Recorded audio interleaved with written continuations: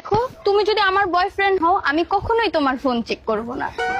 তাহলে তো আমি তোমারই বয়ফ্রেন্ড। শোনো, তুমি যদি আমার বয়ফ্রেন্ড হও, তোমার ফেসবুকে যতই মেয়ে ফ্রেন্ড থাকুক আমি কখনো তোমার কোনো মেয়ে ফ্রেন্ড নিয়ে প্যারা দিব না। তাহলে তো আমি তোমারই বয়ফ্রেন্ড। দেখো, তুমি যদি আমার বয়ফ্রেন্ড হও আমি তোমাকে শপিং নিয়ে কোনোদিন কোনো প্যারা দিব না, আমি শপিংই করব। আচ্ছা যান, আমি এখন থেকে তোমার। যদি আমার বয়ফ্রেন্ড হও, তুমি যতই লেট করে বাসায় আসো আমি কখনো তোমার কিচ্ছু বলবো না। তাহলে তো আমি তোমারই জান। I love you. শোনো, তুমি যদি আমার বয়ফ্রেন্ড হও আমি কোনোদিন তোমার থেকে কোনো এক্সপেন্সিভ গিফট চাবো না। Even birthday date, anniversary date, এগুলো যদি তুমি কখনো ভুলাও যাও আমি এগুলো নিয়ে কোনোদিন তোমাকে প্যারা দিব না।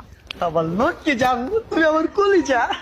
আমি তো তোমারই জান, তুমি আমার কলিজা, আমার লক্ষ্মী সোনা। তুমি যদি আমার বয়ফ্রেন্ড হও আমি কখনো তোমারে বলবো না যে আমার একটা ছবি তুলা, কখনো তোমার দিয়ে কোনো ছবি তুলাবো না। কি করেছেন? আমার দিয়ে কোনো ছবি তুলাইবো না? না। তুই আনতে যা। জান, আমার তো বিশ্বাস হইতেছে না জান, সত্যি? হ্যাঁ। কখনো আমাকে দিয়ে ছবি তুলাইবো না? কখনো না। আচ্ছা গাইস এই ভিডিওতে দেখে কি বুঝতে পারলেন? দেখুন নে কয়দিন টিকে তোদের রিলেশন। যা যা।